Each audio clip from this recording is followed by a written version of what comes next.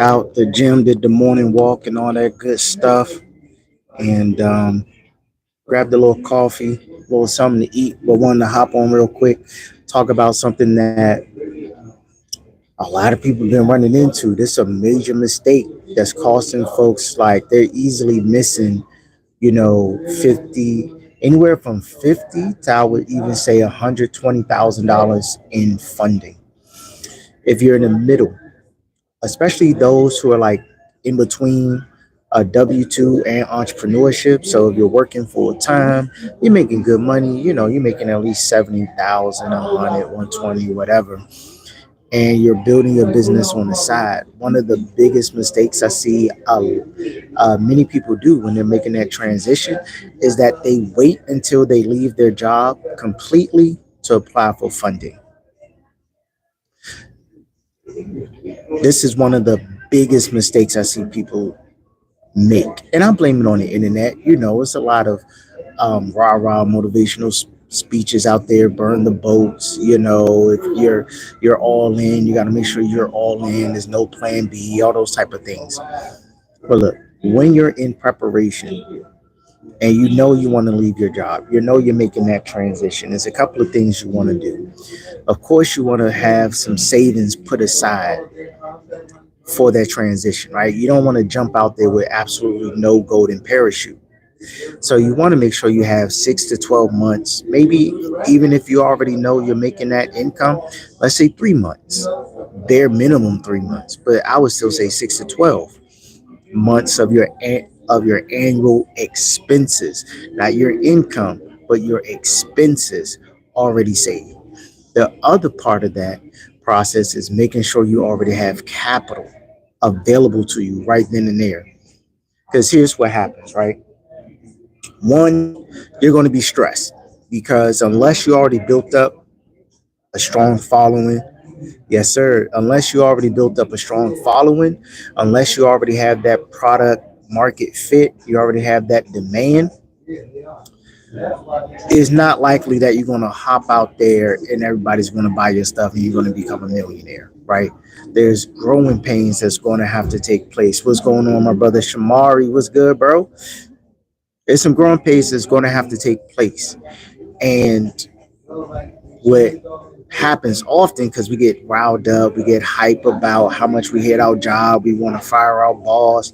You look at everything optimistic. Like, we got to be optimistic, right? When you're an entrepreneur, you're a creator or innovator, you got to be optimistic. We want to balance that with being realistic. And I see this all the time. Folks want 100, they want 120, they want 150. And I do blame the internet because a lot of the advertisement, oh, you can get all this with no doc, no doc, no doc. But then what happens if the banks decide now that they are going to require docs? Because here's the thing, no matter what I say, no matter what any advertisement says, there's no way to absolutely guarantee that a financial institution isn't going to ask you to substantiate your income. Like, there's nobody who can say, oh yeah, if you fill out and put this on your application, they're not going to ask you for documentation. There's no way to predict that, especially with their algorithms, right?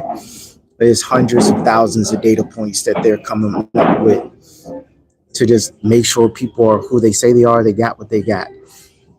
So when you're starting a business, you want to go for funding, you will need funding for your business, and you're thinking, oh, I'll just bootstrap it. You don't have to bootstrap it. If you're in the middle and you're preparing, go for the funding while you can show the income, while you have the pay stubs. Terrence was good. While you have the income, while you have the pay stubs, while you have the tax returns. That's the absolute perfect time to go for funding, especially if you want to go for 6 figures in funding. Like, I went for funding while still gainfully employed. So, and I just put my regular income. I wasn't making no crazy amount of money. I was making $65,000 a year as a government employee. Was still able over the course of a year to get $200,000 in available credit. It don't take that much. You know what I'm saying? But the thing is, when they asked for pay stubs, I had it. When they asked for tax returns, I had them. Plus, I had revenue from the business, right? So I'm able to show both. So now that makes the funding process a lot simpler, a lot more smooth, because guess what? You're not stressing. You're not like, oh man, what am I going to say if they, because this has been happening a lot recently. Clients are like, oh man, what I'm going to say when they ask for income. I'm like, well, you're working, right? Just show them your income. I don't, what's the problem? You want $70,000 in a $70,000 loan without showing them no docs? Like, it's probably not going to happen. Not for one institution. Not for one institution. They're going to want to see, they'll probably ask to see something, right? So lower the stress levels while you're still working, while you still got your check and you're building your business on the side. Go ahead and get all the funding, all the capital you can until they just tell your ass to chill out. And even then, once they tell you to chill out, that just means you're going to be in the garden for about 6 months. Be in the garden for 6 months, use those lines, use those credit cards to grow and scale. Or if you got all credit cards and you didn't get any loans, use the cards and ask for credit limit increases as those 6 months pass by. Show them that you're responsible with the credit. Because after the end of, once that gardening period is over, you're out of that 6 months. Guess what? You can re-up, double back, and go get more funding. You can ask for credit limit increases, or you could just apply for all new products. And if you were using those current lines properly and you were showing that you had good relationship with that bank, they'll all give you a credit limit increase, which means you could double up. In the case of Amex, you could triple your available credit and available spending power without any hard pull. But all of this just starts with having the right strategy and the right mindset. Don't jump off the porch without knowing what's going on, right? If you're if you already know, okay, I'm going to be out of here in 6 months, even if you really thinking about it, like I'm going to be out of here in a year, 2 years. Like I was thinking about it like a year before I did it. Put that plan in place. Don't wait until it's crunch time, you're low on cash, you quit be out of emotion and you didn't put away any savings or you just finished using up your savings. Don't wait till then. If you are currently working, if you currently have your savings, right? This is the perfect time for you to start going for funding, because you want to do it when you feel comfortable. You want to do it when you're in a place of abundance, because if you don't get that limit that you're looking for, you're going to be stressed. You're going to be like, oh shit, how am I going to make this happen, because I thought I was going to get 50,000 and it turns out they only gave you 30,000 or 20,000 or 10,000. Whereas if you're working, you got the savings already, you can say, hey, well, I have, I have this CD account with $20,000 in it, and y'all only gave me 15,000. Like, what's up? What y'all doing? Like, what y'all need? Like, boom, I can show you a pay stub. Like, I'm good. I'm making 90. Like, what's up? What y'all doing? Y'all see my credit report clean? My credit report clean. I got the CD account with y'all, or I got a savings account, secured savings account with y'all. I got 30K in that. Why y'all playing with me with a little 15,000? I can't do nothing with that. Y'all should be at least matching the money I got sitting in an account with you. Like, what's up? It puts you in a position of power.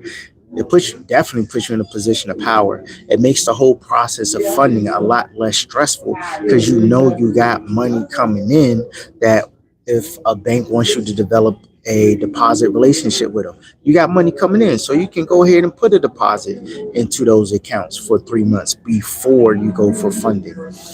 Is when we cut off all of our income, because remember, when we decide that we jumping out there, especially if we don't have proof that the business that we're doing works, we go from making 60, 70, 80, 100, a buck 20 to zero.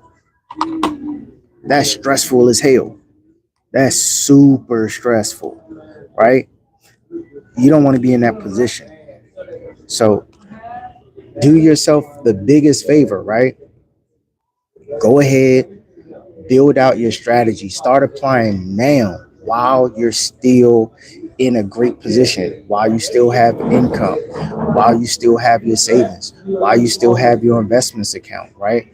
Don't burn your bridges. Don't empty out all your savings account and then be like, oh, I need funding. The bank's not going to give it to you. The banks ain't going to give it to you because the banks aren't charities, y'all. They're not a charity at all. They aren't grants. They're not here to save us. They are selling us money. So when we borrow money, they're going to tack on interest. The interest is the price that we pay for borrowing the money from them, right? We want to make sure we understand that. We're okay with that. And this is just part of the rules of the game. That's all this is. The rules of the game. So this was a quick live. I'm about to hop on a consultation with a client. We're actually mapping out their credit journey right now. And hopefully this was helpful. If you are currently in a great position where you're like, man, I got my savings, I'm cash flowing, the business is doing well, I'm making money for my full time, I don't got to stress about funding right now.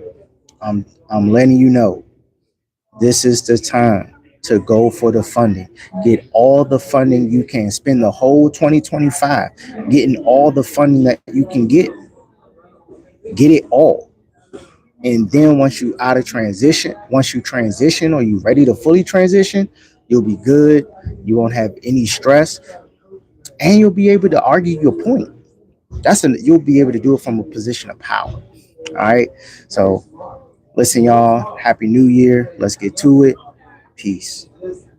Oh, like, share, subscribe, click the links in the bio or the links in the description. Peace.